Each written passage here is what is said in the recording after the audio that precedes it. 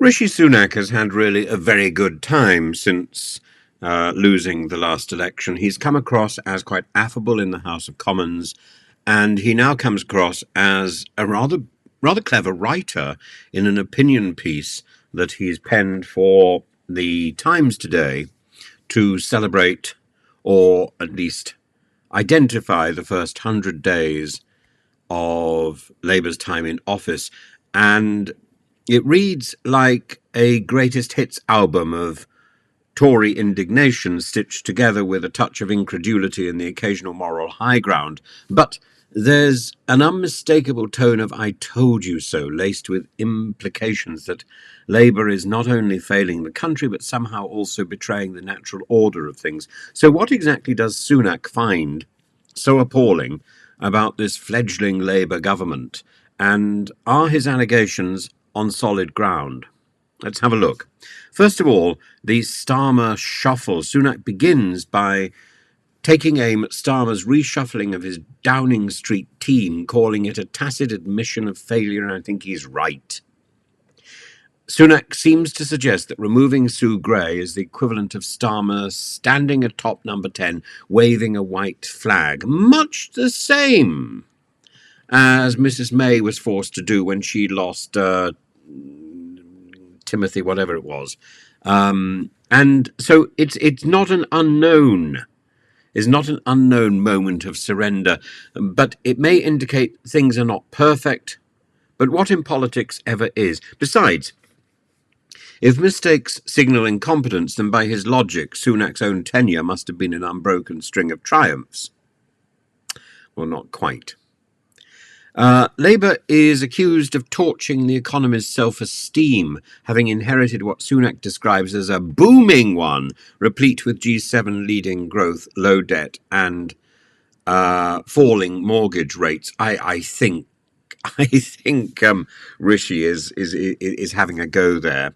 It's a rather rosy view, and Sunak argues that Labour's scaremongering is dragging down business and consumer confidence. I think he's right that the scaremonger is scaring people.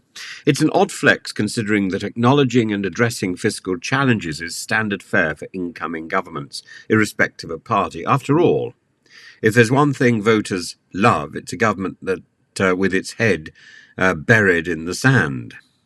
Sunak then moved to Labour's supposed fiscal duplicity, specifically that Rachel Reeves is entertaining the idea of loosening debt rules, a move that she once equated to fiddling the figures. Now here he's on much sharper ground.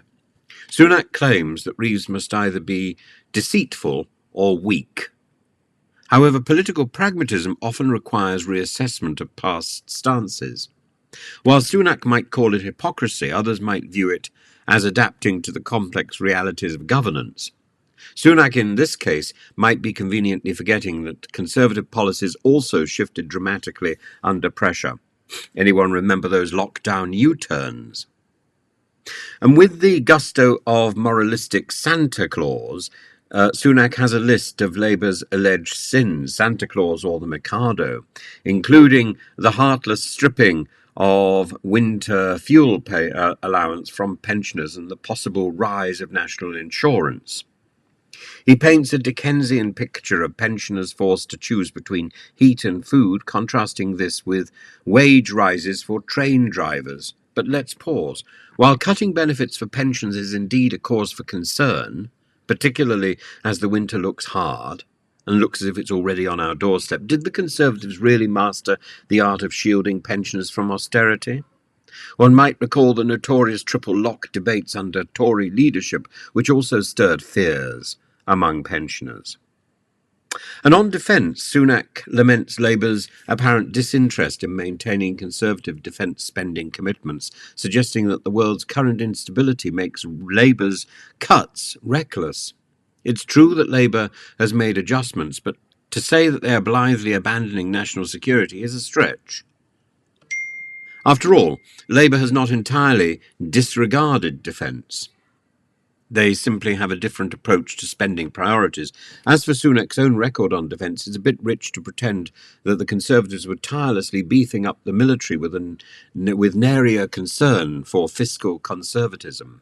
Finally, Sunak concludes with a paean to Conservative values, promising that his successor will keep Labour accountable and deliver on behalf of the British people. He paints the Conservative Party as the noble custodians of the nation's best interest, patiently awaiting their return to power.